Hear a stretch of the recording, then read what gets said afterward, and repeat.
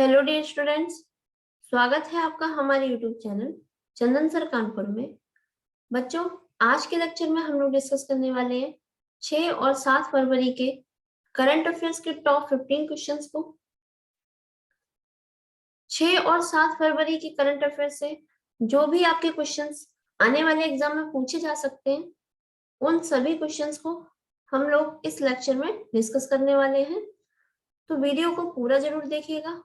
और यदि आपने अभी तक हमारे चैनल को सब्सक्राइब नहीं किया है तो बच्चों प्लीज चैनल को सब्सक्राइब जरूर कर लें, और साथ ही साथ जो बगल में बेल आइकन होता है उसको भी ऑन कर लीजिएगा, ताकि आपको आने वाली हमारी सारी वीडियोस की नोटिफिकेशन टाइम पर मिलती रहे। तो चलिए शुरू करते हैं हमारी आज की क्लास। देखते हैं आज का पहला क्वेश्चन। देखिए, पहला क्वेश्चन है हमारा, हाल ही में रक्षा खुफिया एजेंसी, ठीक है, जिसको हम शॉर्ट में क्या कहते हैं, DIA का नया प्रमुख किसे नियुक्त किया गया है। तो हमें बताना है कि रक्षा खुफिया एजेंसी के नए प्रमुख किसे नियुक्त किया गया है। यहाँ बच्चों आपके 4 ऑप्शन दिए गए हैं। KJS ढिल्लों, ठीक है, दूसरा ऑप्शन है आपका सतीश रेड्डी, तीसरा ऑप्शन दिया गया है GAB रेड्डी, या फिर इनमें से कोई नहीं। तो बच्चों इसका जो करेक्ट ऑप्शन है वो हो जाएगा आपका ऑप्शन नंबर C, यानी कि GAB रेड्डी, ठीक है। तो ये है, आप देखिए इमेज में देख पा रहे हैं, ये है GAB रेड्डी, जिन्हें रक्षा खुफिया एजेंसी का नया प्रमुख नियुक्त किया गया है। ओके, आइए इसकी और जानकारी ले लेते हैं। देखिए, GAB रेड्डी हैं, इन्होंने लेफ्टिनेंट जनरल KJS ढिल्लों का स्थान ग्रहण किया है। यानी कि इससे पहले अभी तक जो DIA के प्रमुख थे उनका नाम क्या था, KJS ढिल्लों, और ये 39 साल बाद अपने स्थान से रिटायर हुए। ओके, तो इनके कार्यकाल को कितना समय हो गया है, लगभग 39 साल। और अब इनकी जगह जो ली है वो किसने ली है, GAB रेड्डी ने। और बच्चों DIA ये क्या होता है, DIA जो है आपका, ये रक्षा मंत्रालय के अंतर्गत कार्य करता है, और ये एक खुफिया एजेंसी है, ठीक है। जैसे अलग अलग खुफिया एजेंसी होती है, तो ये रक्षा की खुफिया एजेंसी है, यानी कि जो सेना होती है उनकी खुफिया एजेंसी है, और जो भारतीय सशस्त्र बलों की तकनीकी खुफिया संपत्तियों को ये नियंत्रित रखता है, ठीक है। अब बात कर लेते हैं DIA की स्थापना की। तो बच्चों DIA की जो स्थापना हुई है वो कब हुई है, 1 मार्च सन 2002 में। और जो DIA के पहले महानिदेशक थे उनका नाम क्या था, जनरल कमल डावर, ठीक है, ये आपको याद रखना है। चलिए अगला क्वेश्चन देखेंगे। अगला क्वेश्चन है हमारा, हाल ही में किस राज्य के मुख्य चुनाव अधिकारी ने अपने चुनावी शुभंकर शेरा का अनावरण किया है। तो हमें बताना है कि किस राज्य के चुनाव अधिकारी ने, जो मुख्य चुनाव अधिकारी हैं, उन्होंने अपने चुनावी शुभंकर शेरा का अनावरण किया है। तो बच्चों आपके 4 ऑप्शन दिए गए हैं यहाँ पे। पहला है आपका उत्तर प्रदेश, दूसरा है पंजाब, तीसरा दिया है मणिपुर, और चौथा ऑप्शन है आपका गोवा। तो बच्चों इसका जो करेक्ट आंसर है वो हो जाएगा पंजाब, ठीक है। Option number B is the correct answer, ठीक है। तो पंजाब में क्या है, 20 फरवरी से चुनाव शुरू होने वाले हैं, ठीक है। इसके साथ साथ 5 और अन्य राज्यों में भी चुनाव हो रहे हैं, जैसे आपको उत्तर प्रदेश में भी चुनाव शुरू हो चुके हैं, और मणिपुर में, गोवा में, ठीक है। तो इसके अलावा कुल जो वर्तमान में 5 राज्यों में चुनाव होने हैं, इसके अलावा उत्तराखंड में भी चुनाव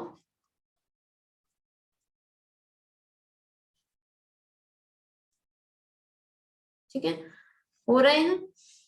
तो 5 राज्यों में चुनाव हो रहे हैं, और जो शुभंकर शेरा है उसका अनावरण किस राज्य में किया गया है, आपका पंजाब में, ठीक है।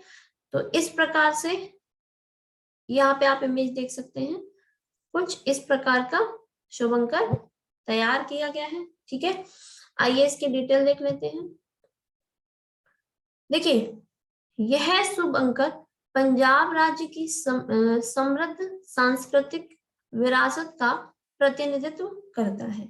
यानी कि जो पंजाब राज्य है, जो शेरा शुभंकर बनाया गया है, वो किसको रिप्रेजेंट कर रहा है? पंजाब राज्य की समृद्ध सांस्कृतिक विरासत का प्रतिनिधित्व करता है। और बच्चों, ये जो शेरा की जो पोशाक है, जो पंजाबी पोशाक होती है, यानी कि जो पारंपरिक पोशाक, ठीक है, जो पंजाबी लोग पारंपरिक अपनी जो पोशाक पहनते हैं, उसी पोशाक में इस शेरा को बनाया गया है। ठीक है, अब बच्चों यहाँ पे पंजाब राज्य की बात हो रही है, तो पंजाब जो राज्य की राजधानी है वो क्या है? चंडीगढ़। और पंजाब की जो वर्तमान मुख्यमंत्री हैं अभी तक जो है, उनका नाम क्या है? चरणजीत सिंह चन्नी। और जो यहाँ के वर्तमान राज्यपाल हैं उनका नाम क्या है? बनवारी लाल पुरोहित। क्लियर है बच्चों? चलिए नेक्स्ट क्वेश्चन देखेंगे। अगला क्वेश्चन है हमारा, भारत का पहला भूवैज्ञानिक उद्यान किस राज्य में बनाया जाएगा? ठीक है, हमें बताना है कि भारत का पहला भूवैज्ञानिक उद्यान किस राज्य में बनाया जाएगा। तो बच्चों यहाँ आपके 4 ऑप्शन दिए गए हैं। पहला आपका मध्य प्रदेश, दूसरा है कर्नाटका, तीसरा ऑप्शन है राजस्थान, चौथा ऑप्शन दिया है तमिलनाडु। तो बच्चों इसका जो करेक्ट आंसर है वो हो जाएगा आपका ऑप्शन नंबर ए, यानी कि मध्य प्रदेश। ठीक है, मध्य प्रदेश में भारत का पहला भूवैज्ञानिक उद्यान बनाया जाएगा। ठीक है, आइए इसकी डिटेल देखते हैं। देखिए, मध्य प्रदेश के जबलपुर के लम्हेटा में इसे बनाया जाएगा। यानी कि जो भूवैज्ञानिक उद्यान है ये एमपी के जबलपुर के पास एक लम्हेटा नामक स्थान है, वहां पर इस भूवैज्ञानिक उद्यान को बनाया जाएगा। और ये जो उद्यान है, यानी कि उद्यान को हम और दूसरी भाषा में क्या कहते हैं? पार्क। ठीक है, तो जो पार्क है बच्चों, ये क्या है? ये आपका 5 एकड़ की जमीन पर, ठीक है, वहां पर कितने? 5 एकड़ की जमीन पर कुल 35 करोड़ रुपए के निवेश से इस पार्क का निर्माण किया जाएगा। ओके बच्चों, और इसके अलावा यह क्षेत्र डायनासोर के जीवाश्मों के लिए जाना जाता है। ठीक है, यानी कि ऐसा माना गया है कि यहाँ पर जो डायनासोर के जीवाश्म मिले थे, इसलिए यहाँ पर भूवैज्ञानिक उद्यान का निर्माण किया जाएगा। और बच्चों ये जो पार्क को मंजूरी दी गई है, ये खनन मंत्रालय के तहत मंजूरी प्रदान की गई है। ठीक है, ये आपको याद रखना है। यानी कि जो भूवैज्ञानिक उद्यान बनाने के लिए एमपी के जबलपुर के लम्हेटा में बनाने के लिए जो मंजूरी प्रदान की है, वो किस मंत्रालय के द्वारा की गई है? खनन मंत्रालय के द्वारा। ठीक, और अब यहाँ पे बच्चों बात आ रही है खनन मंत्रालय की, तो वर्तमान में खनन मंत्रालय के मंत्री कौन है? तो उनका नाम है प्रहलाद जोशी। ये आपको याद रखना है। क्लियर है?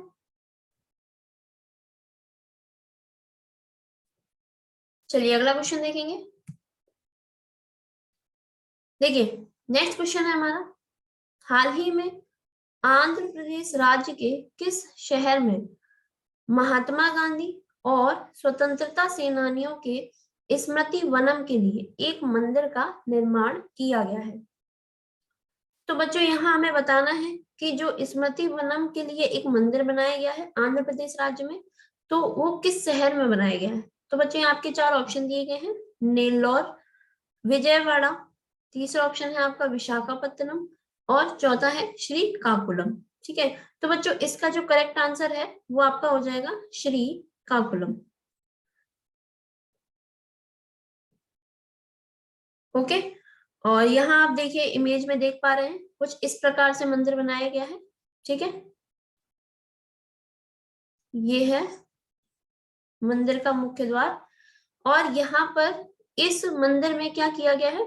महात्मा गांधी और इसके अलावा स्वतंत्रता सेनानी, यानी कि भारत की आजादी में भाग लेने वाले जो और स्वतंत्रता सेनानी हैं, उनकी मूर्तियों का निर्माण किया गया है और उनकी मूर्तियां इस मंदिर में स्थापित की गई है।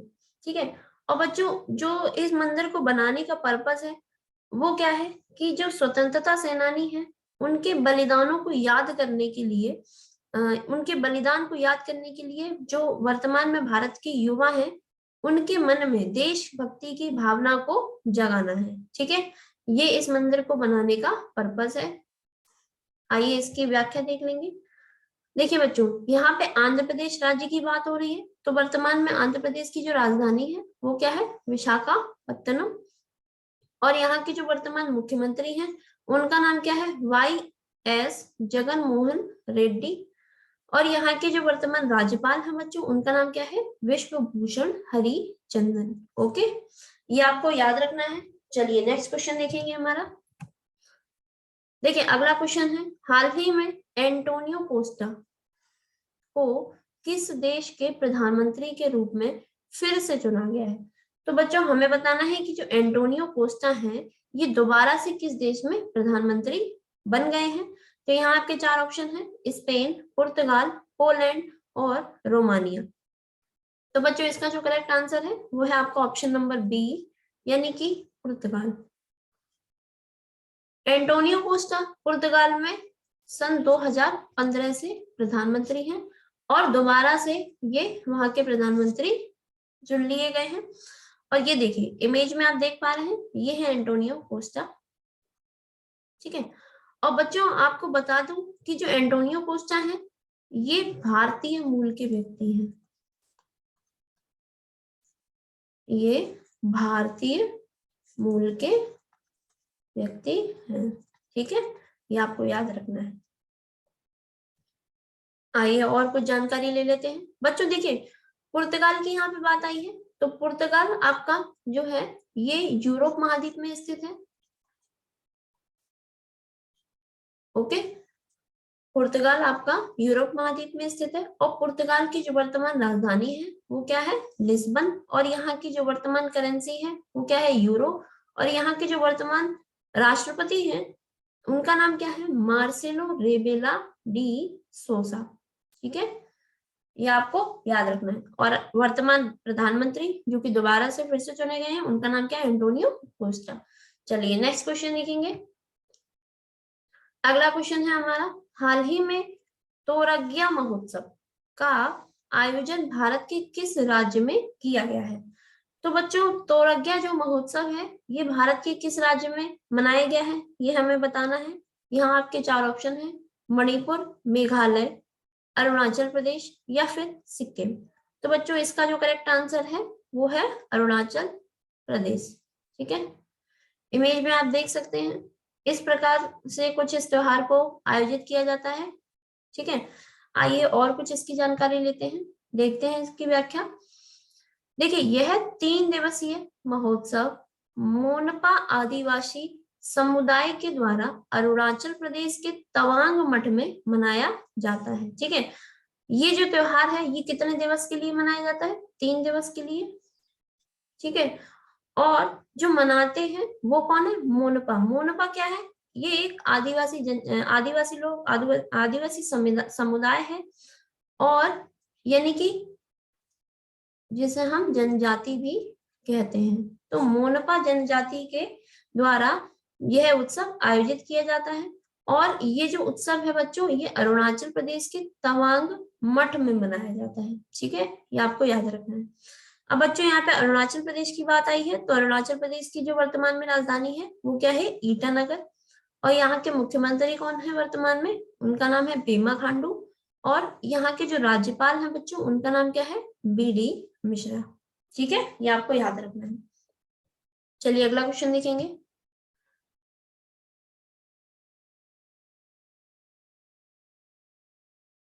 देखिए अगला क्वेश्चन है हमारा, हाल ही में किस देश ने दुनिया की पहली हाइड्रोजन से चलने वाली फ्लाइंग बोट द जेट को लॉन्च करने की घोषणा की है। ठीक है, तो हमें बताना है कि दुनिया की पहली हाइड्रोजन से चलने वाली फ्लाइंग बोट, फ्लाइंग बोट का मतलब जो हवा में बोट उड़ेगी। ठीक है, और जो बोट है उसका नाम क्या है, द जेट।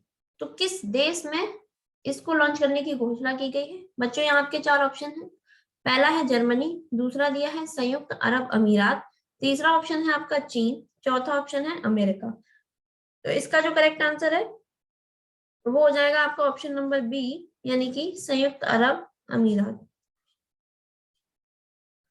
ठीक है, तो संयुक्त अरब अमीरात में दुनिया की पहली हाइड्रोजन से चलने वाली फ्लाइंग बोट द जेट को लॉन्च करने की घोषणा की गई है। और यहाँ पर आप इमेज में देख सकते हैं, कुछ इस प्रकार का मॉडल है ये। ठीक है, जो कि द जेट, जो कि क्या है, फ्लाइंग बोट है। ठीक है, आइए इसकी डिटेल देख लेते हैं। देखिए, इस फ्लाइंग बोट को दुबई की firm the jet zero mission ने लॉन्च करने की घोषणा की है। जो संयुक्त अरब अमीरात का शहर है दुबई, और ये आपको बता दूं कि ये संयुक्त अरब अमीरात, जिसको हम क्या कहते हैं, यूएई भी कहते हैं। तो बच्चों, यूएई का यह सबसे बड़ा शहर है दुबई, ये आपको याद रखना है। ठीक है, तो दुबई की एक फर्म है जिसका नाम क्या है, द जेट जीरो मिशन, और उसी ने इस फ्लाइंग बोट को लॉन्च करने की घोषणा की है। अब बच्चों, यहाँ पे यूएई की बात हो रही है, तो यूएई की जो राजधानी है वो क्या है, अबू धाबी। यहाँ की जो मुद्रा है वो क्या है, दिरहम। और यहाँ के जो वर्तमान राष्ट्रपति हैं उनका नाम क्या है, खलीफा बिन जायद अल नाहयान। ठीक है, ये आपको याद रखना है। चलिए नेक्स्ट क्वेश्चन देखेंगे। देखिए, अगला क्वेश्चन है हमारा, हाल ही में अंतरराष्ट्रीय मानव बंधुत्व दिवस किस दिन मनाया गया है। ये हमें बताना है कि जो अंतरराष्ट्रीय मानव बंधुत्व दिवस है वो किस दिन मनाया गया है। यहाँ आपके चार ऑप्शन हैं, 1 फरवरी, 2 फरवरी, 3 फरवरी और 4 फरवरी। तो बच्चों, इसका जो करेक्ट आंसर है वो हो जाएगा आपका ऑप्शन नंबर डी, यानी कि 4 फरवरी। 4 फरवरी को हर साल अंतरराष्ट्रीय मानव बंधुत्व दिवस मनाया जाता है। और इसके साथ साथ 4 फरवरी को बच्चों वर्ल्ड कैंसर डे भी मनाया जाता है। वर्ल्ड कैंसर डे भी आपका कब मनाते हैं, 4 फरवरी को। 4 फरवरी को वर्ल्ड कैंसर डे, और या हम इसको क्या कहते हैं, विश्व कैंसर दिवस और अंतरराष्ट्रीय मानव बंधुत्व दिवस। ठीक है, आइए इसकी डिटेल देख लेते हैं। देखिए, इस दिवस को संयुक्त राष्ट्र महासभा ने 21 दिसंबर 2020 को 4 फरवरी को मनाने की घोषणा की थी। यानी कि जो पहली बार इस दिवस को मनाने की घोषणा की गई थी बच्चों, वो कब की गई थी, 21 दिसंबर 2020 को। कब से बोला गया था कि कब से मनाएंगे, कि 4 फरवरी को इस तिथि को निश्चित किया गया था। और जो पहला अंतरराष्ट्रीय मानव बंधुत्व दिवस मनाया गया था बच्चों, वो कब मनाया गया था, 4 फरवरी 2021 में पहला क्या मनाया गया था, अंतरराष्ट्रीय मानव बंधुत्व दिवस। ठीक है, और बच्चों इस दिवस को जो मनाने का पर्पस है वो क्या है, कि पूरे विश्व में जो अलग अलग धर्म के लोग हैं, अलग अलग संस्कृति जो लोग मानते हैं, उनके बीच में भाईचारे की भावना को जागृत करना है। ठीक है, चलिए नेक्स्ट क्वेश्चन देखेंगे। अगला क्वेश्चन है बच्चों हमारा, हाल ही में गणतंत्र दिवस परेड 2022 में किस राज्य की झांकी को सर्वश्रेष्ठ राज्य झांकी के रूप में चुना गया है। तो बच्चों, यहाँ आपके चार ऑप्शन दिए गए हैं, हिमाचल प्रदेश, उत्तर प्रदेश, कर्नाटक और महाराष्ट्र। यहाँ आप इमेज में देख भी पा रहे होंगे, ये देखिए लिखा है यहाँ पे उत्तर प्रदेश। ठीक है, तो इसका जो करेक्ट आंसर है वो क्या है आपका ऑप्शन नंबर बी, यानी कि उत्तर प्रदेश। उत्तर प्रदेश राज्य की झांकी को गणतंत्र दिवस की परेड में सबसे अच्छी, यानी कि सर्वश्रेष्ठ झांकी के रूप में चुना गया है। आइए इसकी डिटेल देखते हैं। देखिए बच्चों, पहला पॉइंट है, यूपी की जो झांकी थी उसका जो विषय था वो क्या था, एक जिला एक उत्पाद और काशी विश्वनाथ धाम था। ठीक है, ये यूपी की झांकी का जो क्या था, सब्जेक्ट, या जिसको हम कह सकते हैं जिस थीम के बेस पे इसको बनाया गया था। तो देखिए, एक जिला एक उत्पाद, ये क्या है, यूपी सरकार के द्वारा एक योजना चलाई जा रही है पूरे राज्य में। ठीक है, यानी कि हर जिले के जो विशेष उत्पाद हैं उनको, उनके बिजनेस को ज्यादा बढ़ोतरी दी जा सके। ठीक है, और इसके अलावा काशी विश्वनाथ धाम, काशी विश्वनाथ धाम यानी कि बात किसकी हो रही है, वाराणसी की। तो जो वाराणसी का जो मंदिर है उसको जिस नए रूप में बनाया गया है उसको यहाँ पे इस झांकी में प्रदर्शित किया गया था। इसके अलावा देखिए इस झांकी में जो दूसरा स्थान है वो भारत के कर्नाटक राज्य की झांकी थी। उसका जो विषय था वो क्या था, पारंपरिक हस्तशिल्प के पालने, ठीक है, तो उसको दूसरा स्थान दिया है। इसके अलावा जो तीसरा स्थान बच्चों मिला है वो मेघालय राज्य की झांकी को मिला है। और मेघालय राज्य की झांकी में जो विषय था वो क्या था कि राज्य के गठन के 50 साल पूरे होने और महिलाओं के नेतृत्व वाली सहकारी समितियों तथा स्वयं सहायता समूहों के योगदान पर आधारित एक झांकी को तैयार किया गया था।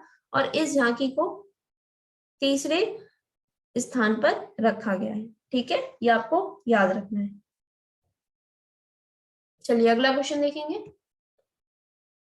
अगला क्वेश्चन है हमारा,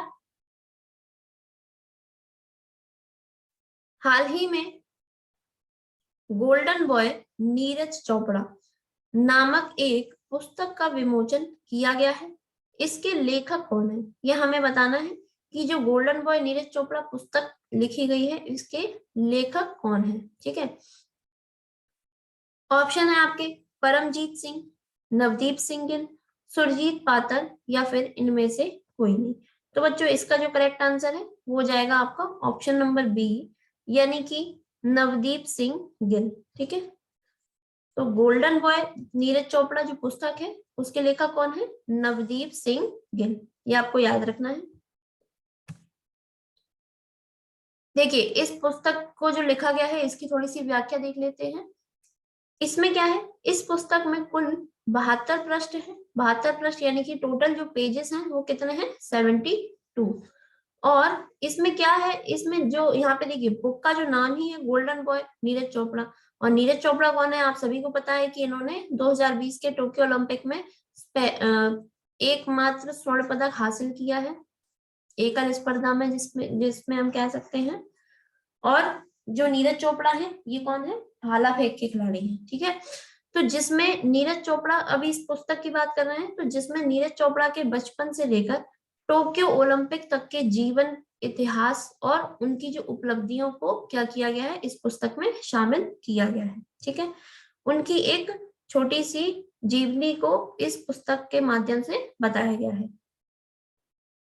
चलिए अगला क्वेश्चन देखेंगे। अगला क्वेश्चन है हमारा, हाल ही में 2021 में भारत के व्यापार भागीदार के रूप में किस देश ने शीर्ष स्थान हासिल किया है। यानी कि जो भारत का बिजनेस जो अलग अलग देशों से होता है तो उसमें जो शीर्ष स्थान 2021 में हासिल किया है वो किस देश ने किया है। तो बच्चों यहाँ आपके चार ऑप्शन है, अमेरिका, चीन, संयुक्त अरब अमीरात और सऊदी अरब। तो इसका जो करेक्ट आंसर है बच्चों वो क्या है आपका ऑप्शन नंबर ए, यानी कि अमेरिका, ठीक है। ये आपको याद रखना है कि 2021 में भारत का जो व्यापार है सबसे ज्यादा किस देश के साथ हुआ है, अमेरिका के साथ हुआ है, ठीक है। और ये जो चार ऑप्शन दिए गए हैं आपको लाइन से, यानी कि अमेरिका, चीन, संयुक्त अरब अमीरात और सऊदी अरब, ये टॉप 4 कंट्रीज हैं और इनको सीक्वेंस से ही लिखा गया है। यानी कि पहले नंबर पे अमेरिका है, दूसरे नंबर पे चीन है, तीसरे नंबर पे आपका संयुक्त अरब अमीरात है और चौथे नंबर पे क्या है, सऊदी अरब है। और अमेरिका और चीन ये हर साल आगे पीछे होते रहते हैं। जैसे 2020 की यदि हम बात करें तो यहाँ पे पहला स्थान जो किसका था, यानी कि जो भारत का व्यापार है सबसे ज्यादा चीन के साथ हुआ था। और 2019 में अमेरिका के साथ भारत का सबसे ज्यादा व्यापार हुआ था। उस टाइम पे अमेरिका सेकंड नंबर पे था, ठीक है, यूएसए सेकंड नंबर पे था और चीन पहले नंबर पे। और 2019 में अमेरिका पहले नंबर पे था और दूसरे स्थान पर चीन था। तो सबसे ज्यादा जो भारत का व्यापार है वो अमेरिका और चीन में से ही होता रहता है। और इन्हीं कंट्रीज, यही कंट्रीज आपकी कभी आगे पीछे हो जाती हैं, ठीक है। आइए इसके बारे में कुछ और भी जान लेते हैं। देखिए 2021 में 112.3 बिलियन डॉलर के व्यापार के साथ अमेरिका भारत का शीर्ष व्यापारिक भागीदार था। यानी कि भारत के साथ जो व्यापार हुआ है वो कुल कितने, 112.3 बिलियन डॉलर का व्यापार हुआ है, ठीक है, 2021 में। और अमेरिका के बाद दूसरा स्थान पर चीन है, ये तो मैंने आपको अभी बताया कि अमेरिका के बाद जो दूसरा स्थान था वो किसका रहा है, चीन का रहा है। चलिए नेक्स्ट क्वेश्चन देखेंगे। अगला क्वेश्चन है बच्चों, हाल ही में IBBI के अध्यक्ष के रूप में किसे नियुक्त किया गया है? तो यहाँ बच्चों आपके चार ऑप्शन दिए गए हैं, राहुल भाटिया, रवि मित्तल, आशीष चंदावर या फिर इनमें से कोई नहीं। तो बच्चों इसका जो करेक्ट आंसर है वो जाएगा आपका option number B, Ravi Mittal. ठीक है, IBBI के जो नए अध्यक्ष हैं वो कौन बने हैं, रवि मित्तल। आप यहाँ देखिए इमेज में, ये हैं रवि मित्तल जिन्हें IBBI का अध्यक्ष चुना गया है। आइए इसकी थोड़ी सी व्याख्या देखते हैं। यहाँ बच्चों देखिए IBBI जो आया है इसका मतलब क्या है, insolvency and bankruptcy board of India, या इसी को हिंदी में हम क्या कहते हैं, भारतीय दिवाला और शोधन अक्षमता बोर्ड। ठीक है, और बच्चों यदि आपसे पूछा जाए कि IBBI की स्थापना कब हुई थी, तो इसकी जो स्थापना है वो कब हुई थी, 1 अक्टूबर 2016 में। और इसका जो मुख्यालय है ये कहाँ पर स्थित है, नई दिल्ली में। ठीक है, ये आपको याद रखना है।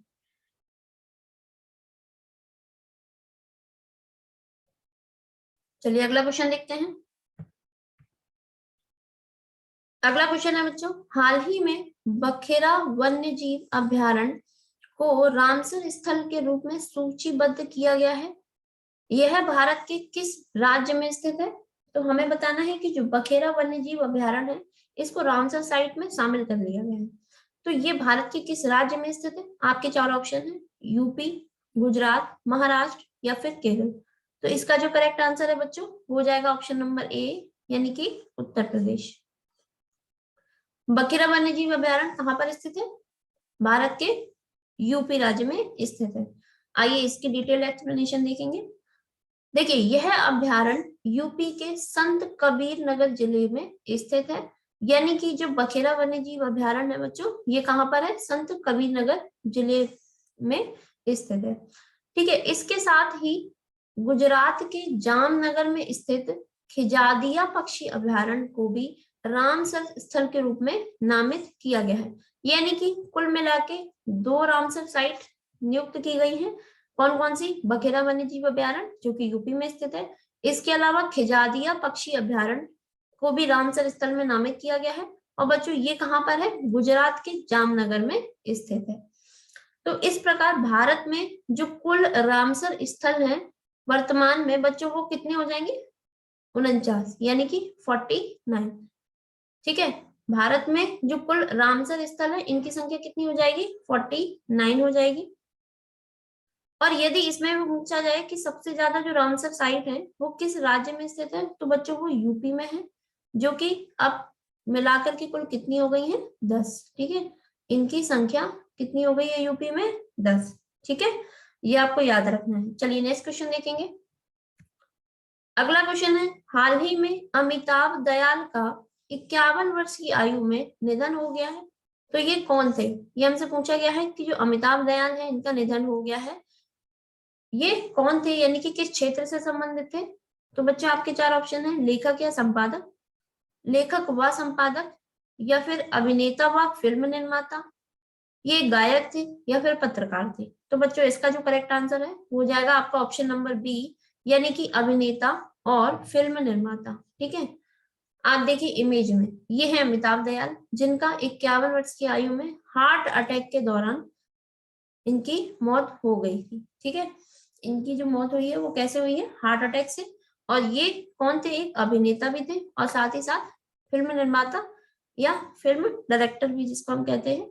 ठीक है, चलिए नेक्स्ट क्वेश्चन देखेंगे। अगला क्वेश्चन है हमारा, हाल ही में भारत के किस केंद्र शासित प्रदेश में स्पितो-गस्टर फेस्टिवल मनाया गया है?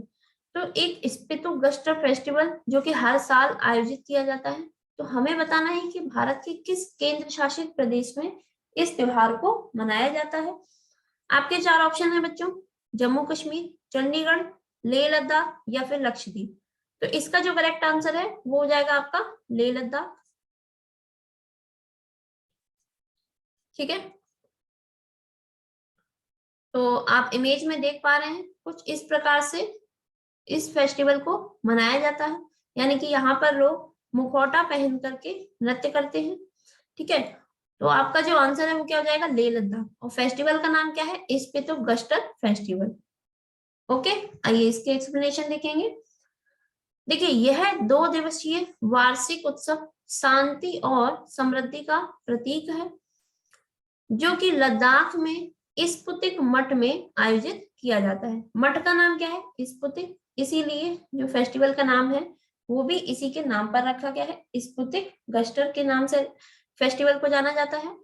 और ये कितने दिन के लिए आयोजित किया जाता है, 2 दिन के लिए आयोजित किया जाता है। ठीक है, वार्षिक यानी कि हर साल 2 दिवसीय वार्षिक उत्सव है, जिसका जो ये किसका प्रतीक है, शांति और समृद्धि का।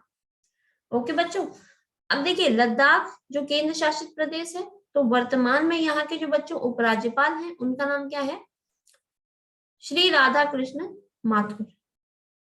ठीक है, तो वर्तमान में जो लद्दाख के उपराज्यपाल हैं उनका नाम क्या है, श्री राधा कृष्ण माथुर। ये आपको याद रखना है। तो बच्चों ये थे हमारे आज के टॉप 15 क्वेश्चंस। आशा करती हूँ आपको आज की क्लास अच्छे से समझ में आई होगी। तो बच्चों यदि आपको वीडियो पसंद आया हो तो प्लीज वीडियो को लाइक जरूर किया करिए। ठीक है, वीडियो को पूरा जरूर देखें और साथ ही साथ वीडियो को लाइक भी किया कीजिए। और जो भी बच्चे आपके साथ तैयारी कर रहे हैं उनके साथ भी शेयर कर दीजिएगा। और क्लास आपको कैसी लगी या इससे संबंधित कोई भी प्रश्न है तो आप नीचे कमेंट सेक्शन में लिख सकते हैं, मुझे बता सकते हैं। तो आप सब लोग जम के शेयर किया करिए, लाइक भी अच्छे से सभी लोग किया कीजिए और कमेंट भी ज्यादा से ज्यादा करने की कोशिश किया करिए। और बच्चों यदि आपने अभी तक हमारे चैनल को सब्सक्राइब नहीं किया तो प्लीज बच्चों चैनल को सब्सक्राइब जरूर कर लीजिए और साथ में जो बगल में बेल आइकन है उसको इस प्रकार से ऑन जरूर कर लेना। ठीक है, तो आज की वीडियो में इतना ही, मिलते हैं आपसे अगली क्लास में। तब तक के लिए बच्चों गुड बाय, जय हिंद एंड थैंक यू।